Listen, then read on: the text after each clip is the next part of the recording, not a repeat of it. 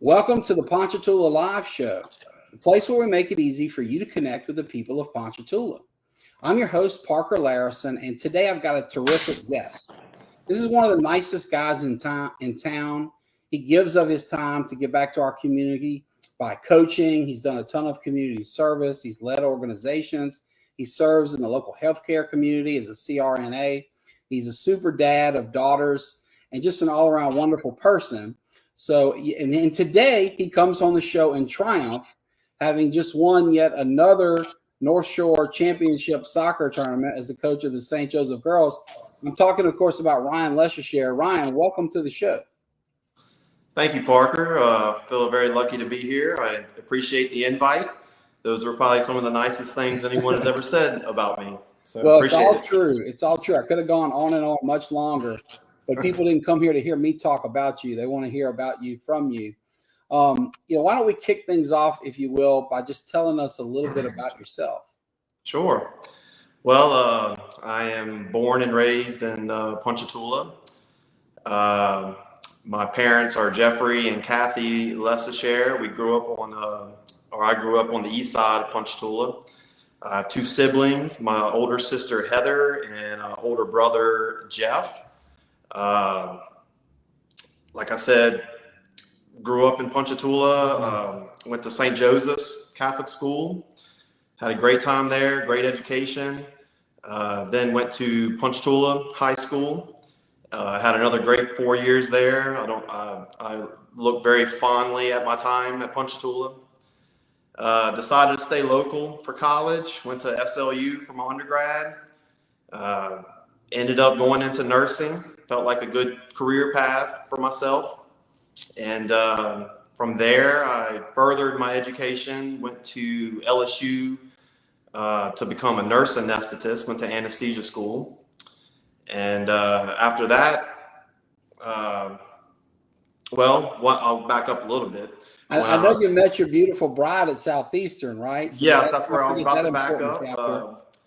Big life-changing moment. And when I was probably about 20 years old, I met this little 5-foot spunky girl named Jessica when I was at SLU. And, we fell in love pretty quick, got married, had a daughter. And from then on, we kind of grew our family.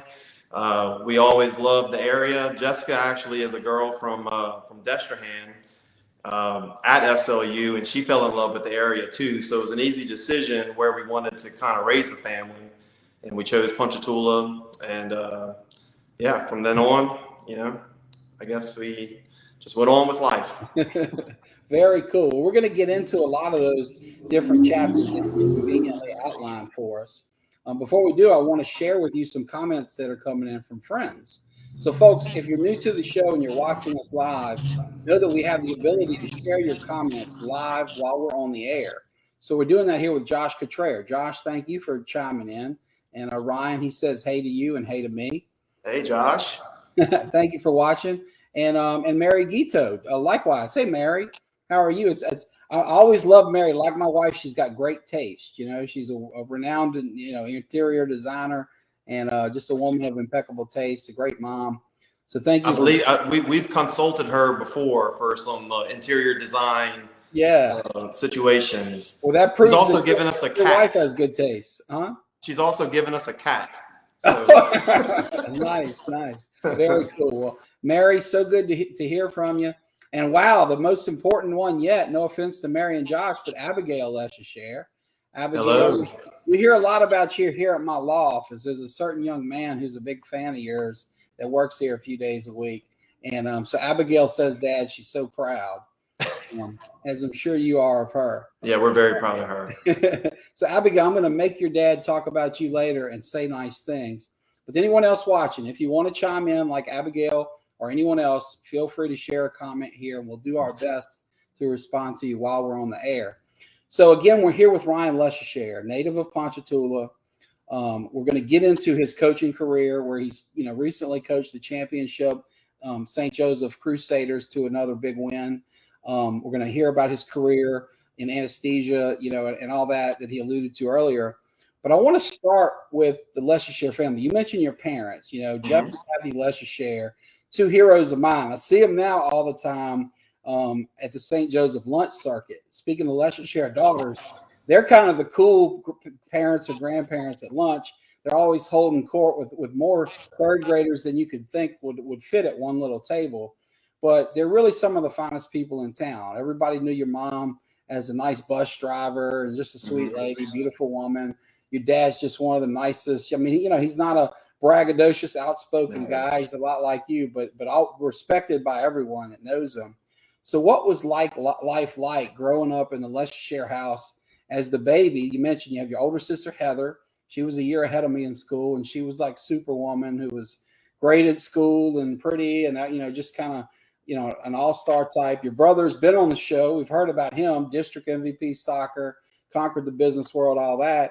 And then you come along and you've done a great job to forge your own path, do your own thing, succeed on all accounts, family, professionally, etc. But when you look back to the very origin of all this, what was it like being the youngest of the three kids at the LeSaicherre house out there on the east side of town in farming country? Well, it was a good way to grow up. My parents, they're very modest people. They don't like to be in the spotlight, like you said. But we always had anything we needed growing up. They were great parents. They kept us involved in things. They gave us a good education. They were always there for us. They were disciplined, but looking back on it, I'm very appreciative to the parenting style that they had and the people that they are. And like you said too, I've seen them turn into phenomenal grandparents, as good of parents as they were. Yeah. How they are as grandparents, surpasses that by a mile. They are phenomenal to my children. When it sounds like you're about to reap the rewards of that as you guys head to Disney, because at lunch the other day they were telling me they're very excited about this upcoming trip. I know it's one y'all have taken as a family many times, but that's got to be a lot of help, I would imagine. I'm not in zone coverage like you with more kids than parents, but just chasing my two around will wear me out quick. So it would be nice to have kind of young, active grandparents like you chasing them around while they pursue Mickey Mouse or whatever Florida may hold for you. I think it keeps them young. Yeah, for sure. Well, let's talk about school. You mentioned that, like many generations of LeSaicheres and Lairissons, you went to St. Joseph's School. Now you're back there coaching. I think I remember you were only a year or two ahead of my brother Louis. So I remember you being a standout athlete. You guys maybe won the is it NIAL? I always mess up the acronym, but that's what it is now. I don't really recall. I think we might have been in a different district back when me and you were in St. Joseph, because I remember playing some of those teams down in like the Laplace and Destrehan area. The River Parish leagues. That was rough and tumble. Yeah. The league has kind of transitioned to more of a North Shore thing. So we're kind of the westernmost school. We play a lot of Mandeville schools these days. Yeah. Yeah. Well, yeah, you guys are those River guys are scrappy. They may not have lived in the Mandeville mansions of the parents you face now, but they had game. It's one of them. One of our chief rivals for the team that we beat for the basketball championship my 8th grade year had a player who went on to play tackle at Tulane when he and I were students there, and he's 6'7", like 300 pounds, probably 6'4" in the 8th grade. But there was some beasts lurking down there. I don't know what they put in that river water out of St. James and St. John and St. Charles. Well, I do remember. I'll never forget being playing 8th grade basketball, and not necessarily a River Parish school, but we played French Settlement, and they had a kid over there one time, and that's the first time I'd ever been dunked on. And he must have been an 8th grader. And it was really a phenomenal sight. I'll never forget after the game, the girls basketball team and the cheerleaders are getting his autograph, after the game. I was like, thanks a lot, fellas. Yeah. That's why, because I look back, our class, your I think assistant coach in your old SISA days was my buddy Will Richardson, right? Yeah. So Will is a great guy and dad that he is now, but you might not know he was the tallest kid in the SJS class of '91. Oh, that's not a good start. Yeah. No, it's not. I think he's probably still just as tall as he was then. But yeah, we didn't have any dunkers, and we were not probably prepared to play any. But SJS has evolved too. We've got our own dunker now. The Bridges kid can slam. I heard, and they got a big game tonight. I'm glad you mentioned that. That's where I was going with this. So for folks interested in that, St. Joseph is playing for the championship. The boys tonight. I think it's at 7:30. I know my little boy, my first grader, was here a few moments ago, and he made sure to mention to me that he wants to go. So I think we'll be there. But we're going to be rooting on Coach Ben Perrin and Bryce Skiot and all the great people that are helping those boys play. And it's neat to see that because Ben, who's going to be on the show in a few weeks, it was my classmate. He was the best player on our 1991 championship team. And like you, does a great job with the kids. So yeah, Ben spends a lot of time with those boys. He's probably on the next level for the youth sports. He's thinking about basketball, in the summer, we have right behind your old house, actually behind the Perrin and Brandon Perrin's mom and dad's backyard, back by his grandma's property on the creek, on the canal. We do this camp out every year. Yeah, around Brandon's birthday. So you've heard about it. Well, this year, I'm there with Ben. I don't know how many hours we talked at the campfire. I know all of the talk was about SJS basketball, and I enjoyed. I was enthralled by every moment of it because I'm coaching first grade basketball, and he's running circles around anything I would know about any of that. But he's got a passion for it. He's now coaching the JV as well as the varsity. But look, Ben's going to have his own time to talk about himself later. So thanks for indulging this trip down memory lane. But what I wanted to build up to here was, tell me what it was like for you at SJS. And this could be in the form of who were the kids you hung out with, what were the sports you played, what teachers did you like. But give us a picture of what the SJS experience was like for Abigail and all the folks that have been there more recently, back in the good old days, in the last millennia when we were there back before the century came and went. What was St. Joe like for you, Ryan? Well, it was a good experience. Again, my class back in those days, you really only had a class of about 25 or 30. Right. Now I feel like the classes usually have 2 classes per grade, and somewhere around 40, maybe 45, it seems like. So they're a little bit smaller. You never had new people in your class or anything like that. You were always with the same group. And my class in particular was we had a lot of boys. Mm-hmm. And I want to say if we had 28 kids in the class, I think 21 of them probably were boys. Wow. Yeah. So we had a lot of fun. We got into a lot of shenanigans, I guess. Right. We regarded as we were a handful. I would say that. I think the faculty there definitely talked a lot about us in the teacher lounge. Yeah. You telling me maybe Miss Meisner could have worked a few more years if you guys hadn't put gray hair on her or something? Yeah. We probably took a couple of years off of Miss Meisner's illustrious career. That's great. She was but the best. Good friends of mine. My best friend going through St. Joseph's with Joe Ernst. Met him in kindergarten, and we kind of hit it off. Other good friends was Josh Wolf, Kyle Henderson, Scott Munson, Brad Hill. Some of these guys are still around the town these days. Good dudes. Yeah, great guys. Speaking of great guys here, we've got Ben Richardson chiming in. Says the Ultimate Warrior is on Ponchatoula Live. The BWF is representing there, Mr. Yeah.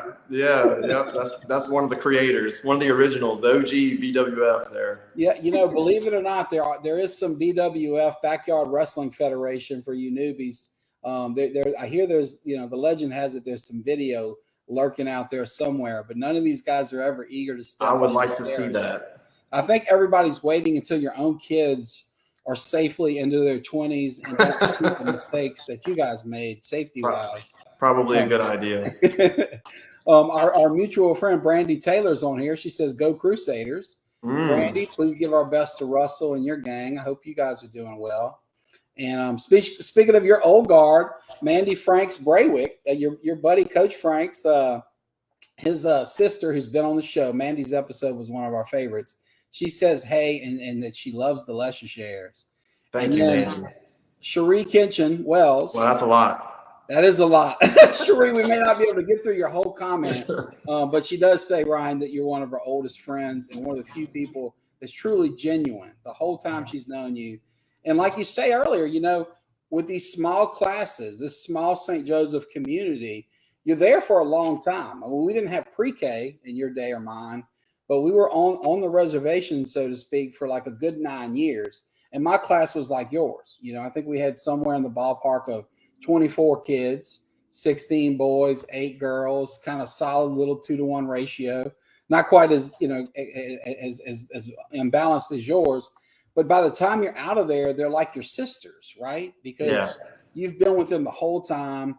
And it's funny, they could be the prettiest girl in the world, but you wouldn't consider dating them half the time by 7th grade because it's a sister type relationship, Cherie was one of the few girls in our class. So Cherie, you toughed it out that whole way. She had to tough it out. It was a long road for Cherie, probably. And one of my favorite ladies, who's now in the SJS carpool line, Miss Faye Ivaniski. Miss Faye, I got to tell a story on you. So Monday, my little boy turned 7 this week, my first grader, and the only thing he asked for his birthday, present-wise, was he wanted me to be first in the carpool line. Which Ryan, as you know, is a longtime SJS dad, seems like an impossible get. Yeah. Somehow through, the Lord's blessing, I show up 3 hours early and I was able to pull it off. But Miss Faye noticed I had posted that online and she showed up with a couple of cupcakes, one for the birthday boy and one for his little brother. And she's always doing nice things like that for our community. If you want to be first in line, you basically need to drop your kid off in the morning and just circle back and get in the line to pick them up because it starts piling up pretty early. Oh, absolutely. Absolutely. Some people come and drop off their car and go shopping or do whatever. It's really tough.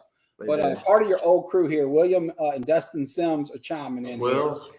Will's one of my favorites. He's also been on the show. And while this is a live show, these episodes exist in eternity. So, folks, if you want to see, Mandy or William or any of these folks who are on here, or later, if you want to come back, circle back and watch Ryan a second time, they'll be available on our Facebook page. So I shouldn't say anything stupid because it's going to stay hovering in the internet world forever, right? Okay. I'm too lazy to go back and edit it. I should. I have said a million stupid things in 101 episodes. And I know I've got friends like Justin Franks, Joe Ernst, Tim Hollywood. Yeah. They'll be watching this to make fun of anything I say wrong. Absolutely. They will be watching. Nothing like old friends to keep you humble. Oh, yeah. Jenny Lynn says, hey, guys, it's good to see y'all. Likewise, Jenny. And hey, but she says nothing stupid. The internet is forever. Yes, it sure is. Very good point. So we're back with Ryan LeSaicherre, talking about the good old days at SJS with all your buddies. And thanks for sharing that with me. That's a heck of a crew. And it's funny now when you look at these guys, and William's a captain of industry, and Jocko's a nurse like you, kicking butt, and all of y'all are taking care of and help. I mean, y'all are literally having life and death, in your hands in some instances. Yeah. It's funny to think back to your old days and the chicanery of the St. Joe youth. But tell me what it's like being back on campus as a coach, because, as we've said several times here, you're now coaching the soccer team. You guys are playing and winning championships. Tell me about when you first circle back, maybe with your older daughters, and then bring us up to speed with now, and hopefully you'll tell us about this recent big win and the season you just concluded. Yeah, well, I'll kind of talk about the start of the SJS soccer program, because really it wasn't there. Me and actually Will Richardson, who you mentioned earlier, who is a phenomenal person. Absolutely. He is a great guy, completely selfless. We always got along great. We began coaching soccer together. I had my daughter Abigail. He had his stepdaughter Annabelle, and we, there was a need for some, to coach the team at Stisa, at the local club, and we did. And we coached for a few years. Had some really good teams for the club. For the club seasons, and we started noticing that area schools had soccer programs and St. Joseph's didn't. St. Joseph's had a lot of athletic programs, but they just didn't seem to have soccer. So I don't know if it was his idea or mine or a collaboration, but we approached St. Joseph's probably around like 2016 and about the idea, and they were very on board for it. They were very accommodating. they were just like, what do you need? Let's get it going. I think that's a great idea.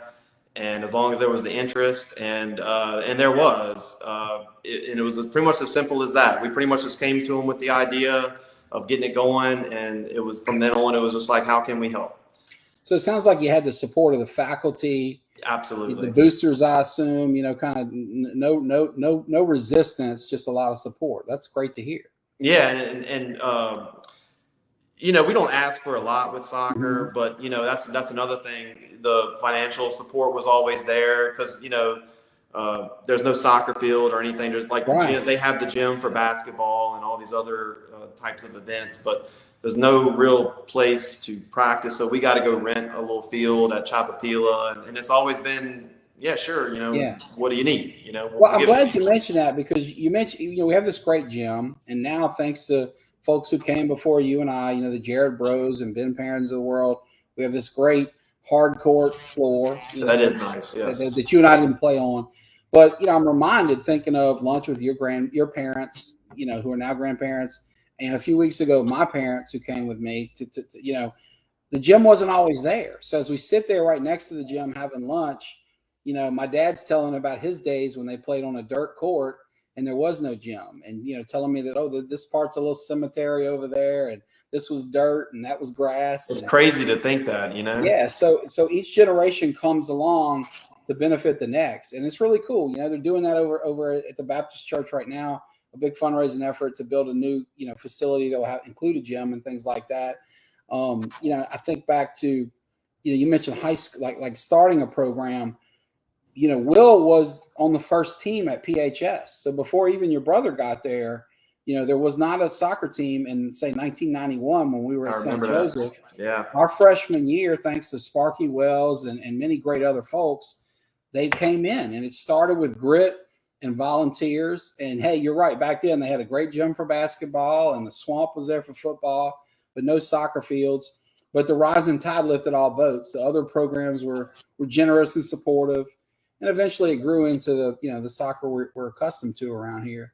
So thank you for playing a part in that. I don't know. My kid just finished year 1 in Stisa as a first grader, and I don't know if he'll still be around to be playing at the St. Joe level, but he at least has a choice now because of you and Will and Ben, folks like we've mentioned that are kind of doing that. Well, soccer is just a sport that it's just taking a slow progression in the country, really. Yeah. It's just behind. Which is wild because it's the biggest sport in the world everywhere else, right? It is. It's unusual of why it hasn't picked up more. It's starting to. Yeah. But it's definitely, like you said, Ponchatoula didn't even have a soccer team until probably the mid-90s. Yeah. And that's, for being the biggest sport in the world, it's unusual. But that's wild. It's growing. It's growing. And but going back to St. Joseph's, I guess. So you told us about the origin story, but now you guys are not only playing, you not only have a team, but you're the champs. So you're on the top of your little part of the world soccer wise. What tell us about getting from point A to point B. Well, it wasn't easy. Like I said, in maybe 2016, I think we had the first girls team. I don't think we won a game that year. And then we started kind of growing, getting better. More girls were getting involved. And I'll never forget probably the year COVID happened. We got that season in, but that was another year. That was only 2020. That was another year where we had great players, great kids, but we just didn't win a game. And something else that doesn't help us is soccer in Tangipahoa Parish is also slow to grow and develop. And Mandeville, those are the schools that we play. That's in the Nile League. Yeah. Those schools over there, it's a very, very more popular sport. And they've got a big club. Over to Slidell, right? Mm-hmm. Slidell soccer scene is booming from what I hear. It is. So, our teams are competing with schools over there who have numerous soccer players with a lot of experience. So it's been an uphill climb for us. And but we've just kind of stuck with it. We accept a lot of kids to the team. we have tryouts, but we're careful about turning away kids because you need a lot of numbers for soccer, and we like to bring them in, and we like to develop them, even if they don't have a lot of soccer experience. We like to see if we can turn them into soccer players, and get them to like it, and get them to grow with the sport, and sometimes they do, and they realize how much they enjoy playing it. You might bring in a kid in 5th grade who don't know how to kick, but by the time they stick with the sport in an 8th grader, they can do all sorts of things, And so I've seen that multiple times, and it's a really good feeling to see that. Well, that reminds me of another great local girl dad who was in my St. Joe and PHS class, Chad Richard. Mm-hmm. Chad was a phenomenal athlete. He ended up scoring the most points in our championship game at St. Joe in our 8th grade basketball game. And he played, football and baseball throughout high school and excelled at both. But it's kind of funny. I was picking on him recently. I found some old newspaper clippings my parents had saved from our earliest days playing baseball. And Chad was not really setting the world on fire yet. And he was telling me, these are his words, not mine, that he really kind of stunk back then. He didn't know what he was doing yet. And it's wild to think that he went from that to, the guy playing shortstop by 8th grade year and pitching every other day with Ben Perrin, our other star. Sometimes you just got to take a chance on a kid. You really never know what they're capable of, That's really cool to hear you say that. And speaking of great coaching, Justin Franks chimes in here, your pal. He says the LeSaicherres are a great Ponchatoula family, and he's proud to know you guys.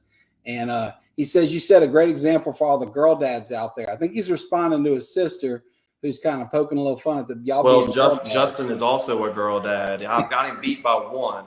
Oh, he's got 3 daughters. I have 4. Justin, Jamie, y'all better get on it, man. You're slacking. Another old pal of yours is chiming in here, Brad Hill. Brad. You, man. Your dad's one of the great SJS coaches of all time. Brad's dad was our basketball coach at SJS, Milton Hill. Hill, what a great good coach. Yeah, we had, and our team, like I said, we were real boy heavy in our class, which got us in a lot of trouble. But when it came to sports, we were pretty good. We had good basketball teams, good baseball teams. So kind of the good and the bad there. And I've got another one here. You may be even surprised to see this person pop up. Your sister, Heather LeSaicherre Sellers, one of my heroes. Heather was a year ahead of me in school. And as I alluded to earlier, she's pretty much good at everything she ever tried. And just a really cool person. Heather, thank you for chiming in. And for we're on the East Coast now. I didn't know. She lives over there in Atlanta. Oh, yeah, that's very cool. Yeah. So Heather's a really big deal. These LeSaicherres are all overachievers. But I feel like we're having an important show here since we have her watching all the way from over there. But thank you for tuning in and being the great big sister you've always been. We're here with Ryan LeSaicherre, the coach of the SJS team.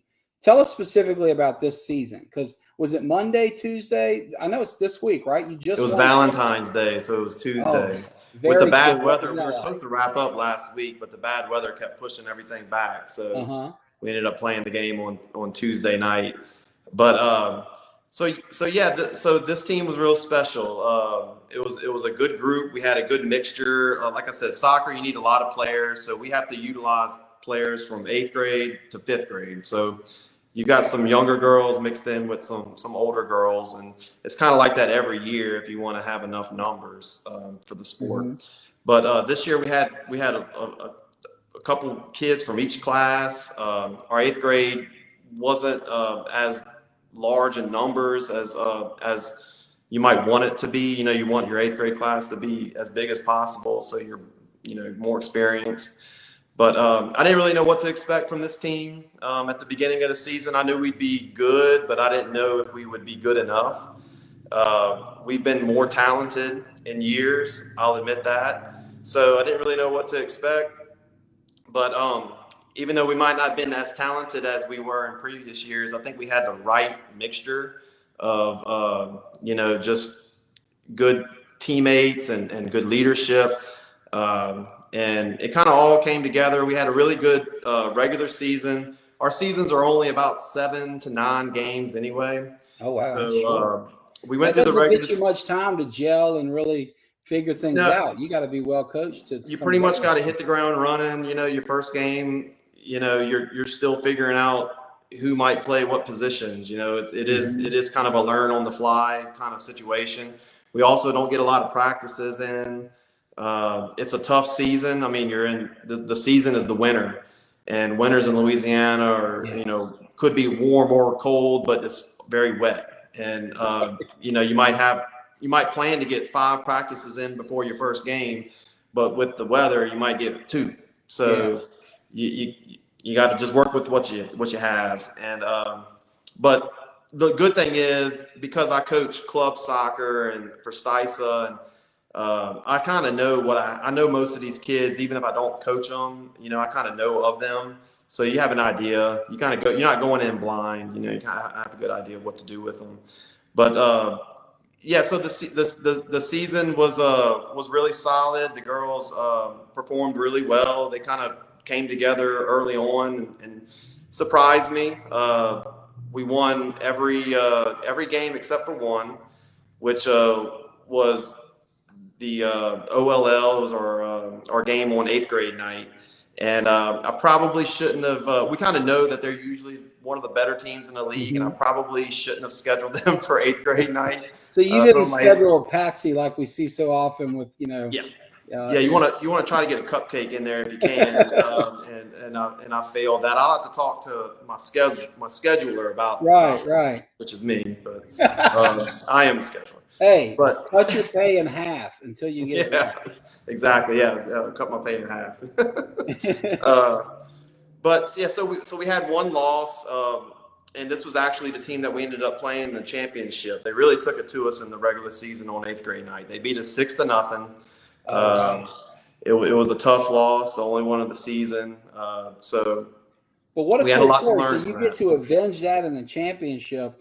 And what's the confidence level like going in? Because that's not just a little, hey, we missed one. I mean, 6-0 hurts. Yes. 8th grade night or not, I would imagine it really, impacts your confidence. And again, in a 7 to 9 game season, it's not like, when we played in, St. Holy Ghost for the championship my 8th grade year in basketball, the championship game was the 5th time we met that year. So it was like a 2-2 bloodbath. You knew them well. Yeah. We knew we had a shot going in.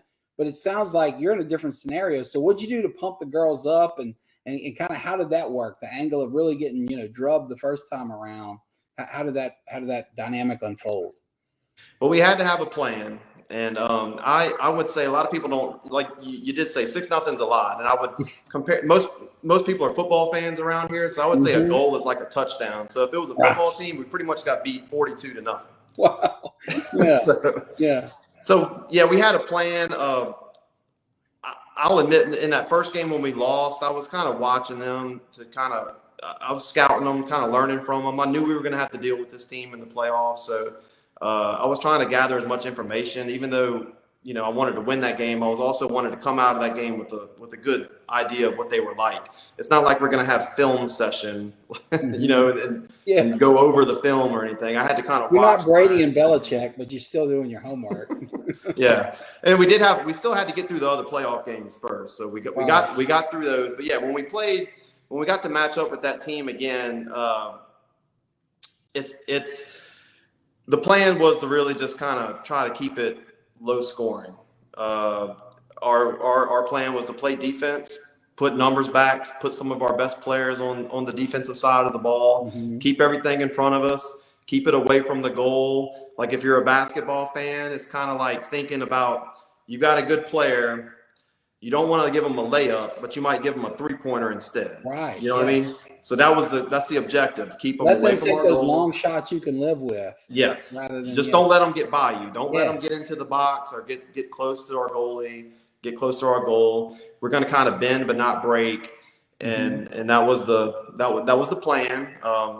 I didn't show the players that I was not confident, but internally I wasn't super confident.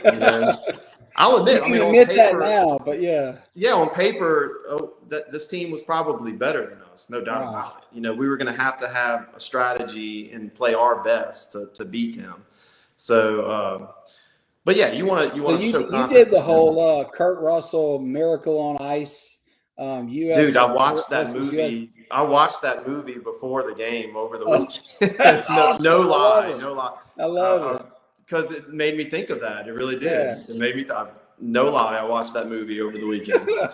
So that's great, man. Yeah, that was the plan. And you start off the game. You hope your plan works. Soccer games are 60 minutes long. We get to 20 minutes, it's still 0-0. We get to 25, we get to halftime, and it's 0-0. And we're looking pretty strong. So then your confidence starts to pick up. You start to believe. You start looking at your players, and they start to believe, even though they're kind of getting tired because you're having to defend the whole time. But that was our plan. And you go into the second half, and it was just more of the same. They were attacking. We're defending. Our defense played great. We had a great performance by our 8th grade goalie, Olivia Boudreau. She probably had double-digit saves in the game. Good for her. So just like Jim Craig in the 1980 Olympics, she's in there. Dude, just like and everything. That's she was under assault. I mean, it was shot here, shot there. We're just running down players, trying to keep them away from our goal. If I wanted to drop some names of Aaliyah Taylor, Russell Taylor's daughter, my daughter, Ryan LeSaicherre, Isabel Marshall, just these girls were all on the defensive side of the ball. Faye Boyum, they just played huge. They played huge games. So we kept it. So the game was 0-0, which may seem like a boring game, but it was pretty intense, and I think some of the parents thought it was pretty intense too because we just under assault. It's like you said, like at the end of that hockey game in the movie, it's just holding on. Yeah. And I knew that we probably weren't going to generate a goal on offense. I mean, I was hopeful that we could, but I knew our chances were going to be slim. So in soccer, what happens when there's a tie is you go to a penalty shootout. Are you familiar with that? Yeah, and don't each side gets 5 penalty kicks. Is that right? 5 shooters. Okay. So I really thought that was our best chance to try to get this game to a tie, to a penalty shootout, because then anything can happen. Right. And you know that if you've got a goalie that can fend off, we had the advantage at goal. That was probably maybe the one place we had the advantage was goal. Yeah. That's good. So, we go into a penalty shootout. It's 5-on-5. They take a shot. We take a shot. Everybody made their shot except for the first time OLL shot. Our goalie came up big with a save. So we got off to a great start, and we just finished it out. Every one of our shooters went up there and scored a goal, and we took it 5-4. And I'll say I'll keep hitting on the plan. It was the plan to do that. We even had an impromptu practice, and we went through a penalty shootout. I was totally expecting to probably get into this position. So we had a practice, and I had every girl, go up there and go through the process of putting that ball on the mark, waiting for the whistle, shooting just like they would in the game, and hopefully to have at least experienced a little bit of it before we got into that situation. Great. Well, look, and I know you're too modest to say this yourself, but I'll say it. That's just great coaching. That's like Bill Belichick preparing for the Seahawks play with the interception on the 1-yard line. You just can't beat old-fashioned preparation. And your girls had to go out there, execute, win it. And so it's great that you're sharing praise with them and naming names and doing all that. But wow, that's really cool. It's like the old A-Team, show when they talk about how great it was when a plan comes together. That it had to be particularly rewarding for you as a coach to see your great idea pay off, but as a dad to see your daughter play a prominent role. And you mentioned kids. I mean, I know, for example, you and Russell Taylor go way back, so I'm sure y'all are still friendly. Your kids are friendly. I mean. And Russell coaches with me, so he's out there as well. So he had a big part in this as well. That's great. But it is fun to see our kids out there playing together. Probably most of the kids out there, I know their parents or have had known them at some point growing up, and that's interesting to see too how their children are and what kind of competitors or athletes they are. Yeah. It's fun to see. Well, I want to share another quote here with you because this is a man I know we both revere, Danny Williams. Yes, indeed. Mr. Danny to us growing up. He's now, of course, Dr. Danny Williams. And he was excited to hear you were coming on the show because he was in my office here earlier, and we get to work together, which is a real pleasure for me. And he just thinks the world of you, your whole family.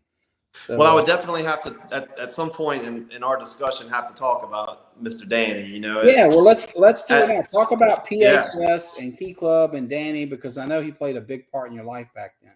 Yeah, well, Key Club was a big part of my life. I was a member of Key Club every year I was in high school, and a board member for multiple years. It was kind of the thing to do to be the Key Club president. My wife kind of snickers at that because it necessarily wasn't the cool thing at her high school. No, but it wasn't. I'm like, no, really, it was the cool thing. She's like, sure. But no, it was something to be. I really wanted to be Key Club president, and I was happy when I got it. And as you know, you were one of the people who got Ponchatoula Key Club to be what it is. And Mr. Danny is really the man behind it all. Yeah, he deserves the most credit for sure. Oh, absolutely. But you're gonna have to work closely with Mr. Danny, and you want that too. When you did it, was there still the president's chair? Because that was a really big deal to be able to sit in the president's chair at his house. It was still that was still the chair. That was the chair, true. man. That's true. But you're right. I think back, soccer legends, the great goalie of that first PHS run, Dave LaCroix, was the president after me.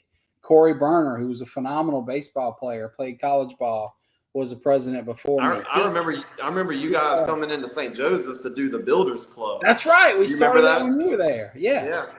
But then you paid it forward. You trained up my little brother Louis, who was president after you. Yeah. And Danny says the chair is gone. It was worn out. We did spend a lot of time in that chair.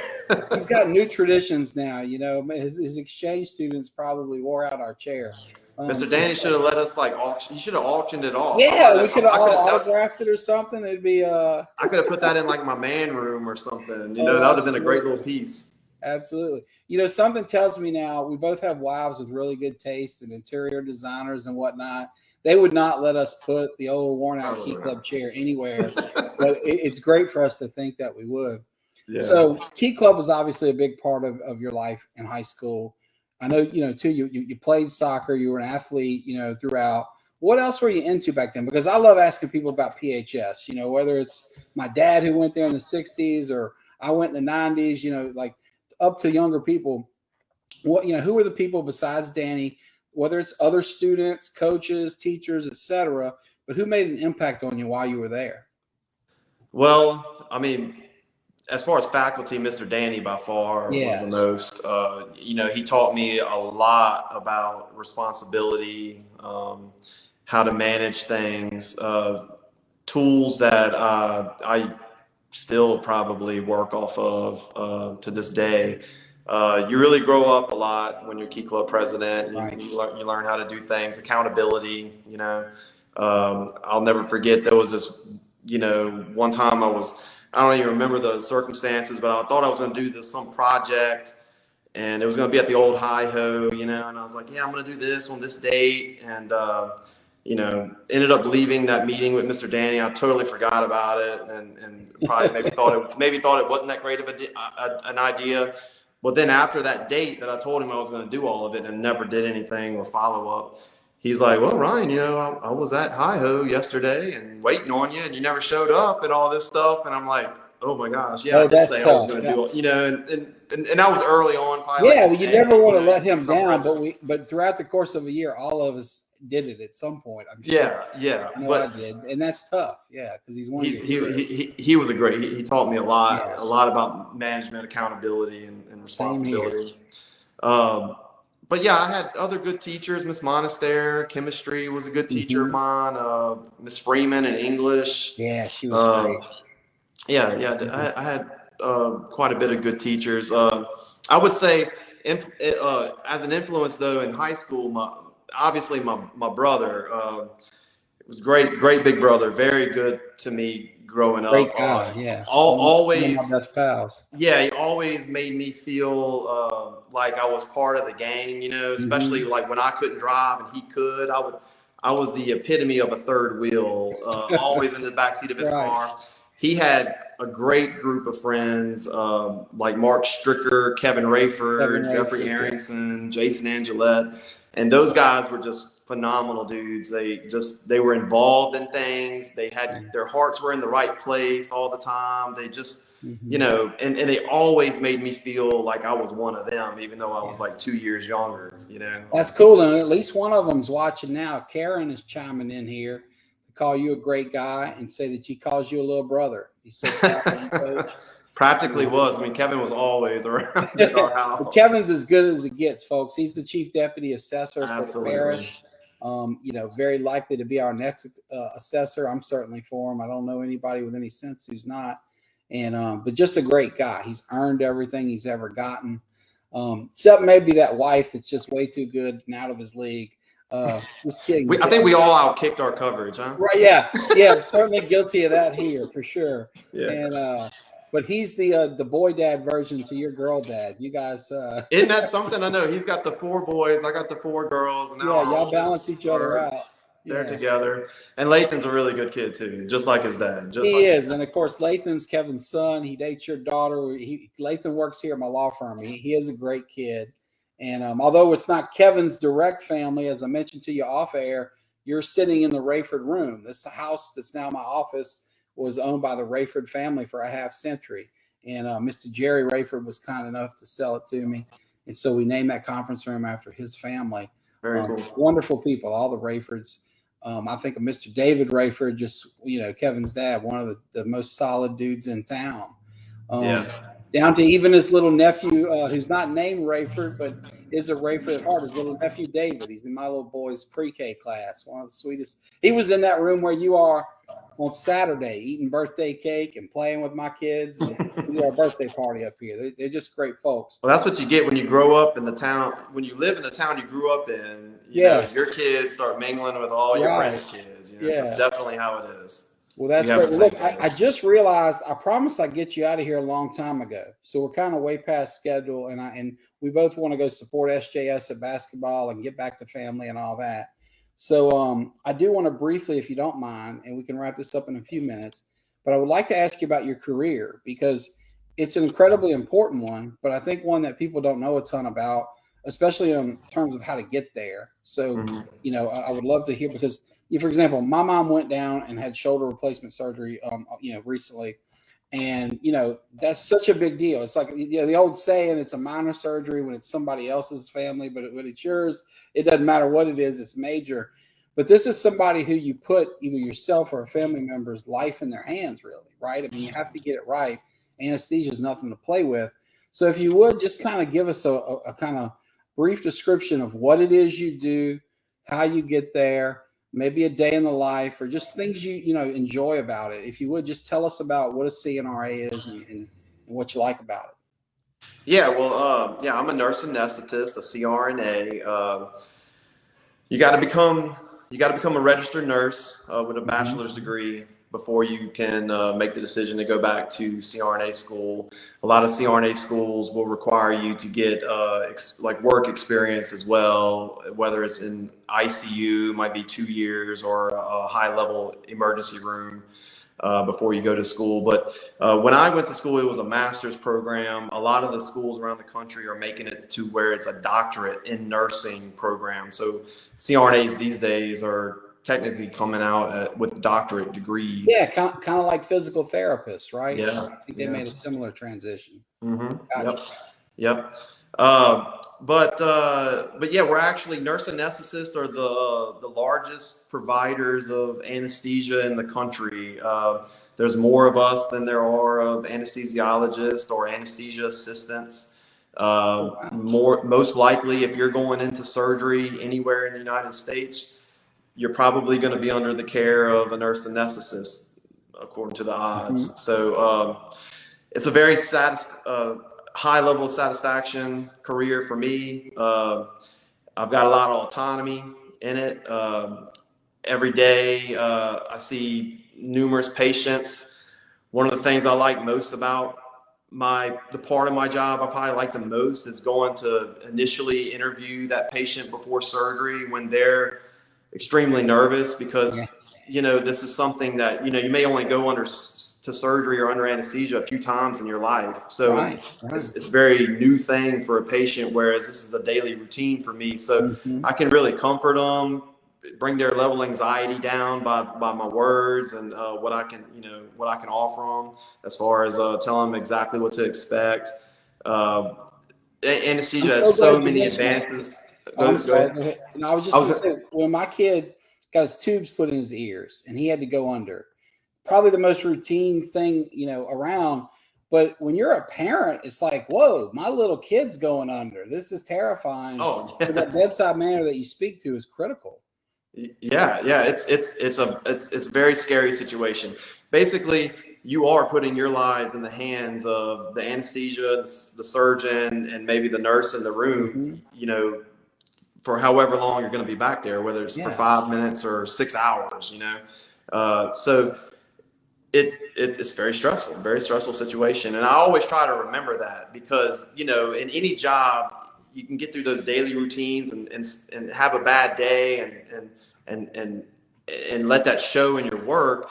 But you really shouldn't in any job, but especially something like me, because I can't afford to have a bad day or make somebody feel scared or something like that. I need them to trust me, and because I'm going to be in charge of their well-being for however long. But it is a great job. A lot of times. Things are going perfectly normal in anesthesia, and it can get kind of routine or boring even. But in the anesthesia community, where we earn our living is when things go wrong. And in those moments is when we have to be at our best. And it can happen at any moment, in any time. Sure. And I guess that's where we earn our money.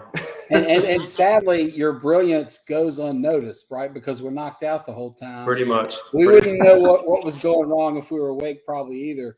But but yeah, I mean, you're like offensive lineman in that what you do is critical, and the quarterback can't throw a touchdown pass unless he's got time to throw. But nobody really notices you, unless there's an issue, and then it's to complain. So, but that's okay. Like I don't like to be noticed. Right. If somebody doesn't, if they don't notice it, that means that everything must have went really well. If you come out hurting or or something like that. So if you're truly a giver who cares about healthcare and people's well-being, it's a great career. If you're a glory hound who's looking for high fives and attaboys, maybe not as much. But thank you for sharing that. It's a great career. Obviously, healthcare is critical. It's something you can do anywhere in the world, right? I mean, there's surgeries happening in every city and every part of the world. I know obviously there are licensing issues and whatnot, but I think it's something that people just don't know how to get there. And you've kind of helped share that with us, that you have to have your RN, your nursing degree first, which you can do at LSU or Southeastern or any different place. I mean, I think I heard from you. You started at Southeastern, got your nursing degree there, then you went to LSU, for the next level, so you can switch schools and all that. And while you know that, and it may be obvious to you and me or others, a lot of folks don't get that. So thank you for sharing. Marshall Graves, another great coach. What do they say? It takes one to know one. He's been kicking butt coaching my kids and their first graders. But he says here that's a great approach that you have, Ryan, and the attention to the patient, and mentions it's a lost art. And that's right, Marshall. It really is. And Marshall got some talented kids as well. But does he or what? Yeah. And they're just as talented off the court as they are on, right? I mean, they might all be Division I. He's got two that played in the SEC, one with an offer up there. But you know what? These kids are more impressive off the court in the way they handle themselves. And I couldn't be more impressed with family than I am with his. Of course, you grew up with his wife, so you know that gang really well. Mandy makes a fun comment here. We all want to grow up to be like Ryan. But all kidding aside, she's proud of you and Jessica and the girls. And the last comment here I want to share is from our new school board member, Trent Anthony. He says it's an honor to know you and your family. Y'all are great people. Trent's a good guy. I see him all the time. He really is. Well said, Trent. I could not agree more. Ryan, thank you for your patience. I kept you longer than I promised, and for that I apologize. But well, you before were we right. go, I asked you how long this might be, and you said, I don't know, 30 minutes or more, but it's going to fly by. It really did. I can't believe I talked about yeah, can you myself. believe that? So we've been here an hour. Yeah, But, I'm more of a listener, so I can't believe that that's see, 55 now I minutes. have tape to the contrary. I can play this and show you. You're more of an extrovert than you know. But just in case, because even though it's been an hour and it does fly by, we couldn't come close to approaching all that you are or who that you are and all that you want to talk about. But I would like to give you one last opportunity in case there's something on your mind, on your heart, just anything at all you want to talk about. Please, you have the floor. Say whatever you'd like before we close down. Oh, I don't have a whole lot to say. I mean, I don't think I mentioned my family enough in this, though. I do have an amazing wife, Jessica. We're going to be married 20 years this year, Wow. which in today's world is an accomplishment in itself. Absolutely. My 4 daughters, Abigail is at LSU. We're hopeful that she can take a path to med school, but I'm sure whatever she does, she'll be successful. She's extremely talented. We couldn't be more proud of her. I have 3 other daughters. We mentioned I have 4 daughters, Claire, Emma, and Molly. They're all talented and special in their own right. So I have a wonderful immediate family, starting with my wife, but I definitely wanted to mention them before I go today. And we talked about my parents. My parents were great. I have great siblings. Just blessed to have the life that I have. I probably need to be more appreciative and than I am. Sometimes it's easy to get bogged down with the stresses of the world or of life, but when I was kind of thinking, when you asked me to do this and I was kind of thinking about what I might talk about, you realize how fortunate you are. I'm like, I have a lot to be grateful for. So, yeah. Well, like me, you were blessed with good parents, and that's such a great bouncing off place to wherever you want to go in life. absolutely. But you can't take for granted that, you had to make the great decisions after that to get where you are. And today's a good day to sit back and reflect and be proud of you. I'm dear friends with your brother. I know how proud of you he is. Your sister chimed in earlier to that effect. Your parents, like I said, they're my lunch buddies now. I see them all the time. And that's because you've made good decisions time after time. None of us are perfect. But man, you certainly make it look easy. I know it's not easy to be a dad of 4 girls and a professional and a coach and all, but You just got to get them into sports.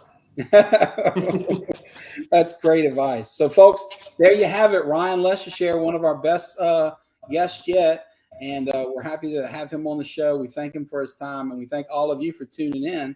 We'll see you next week. Take care. Thank you.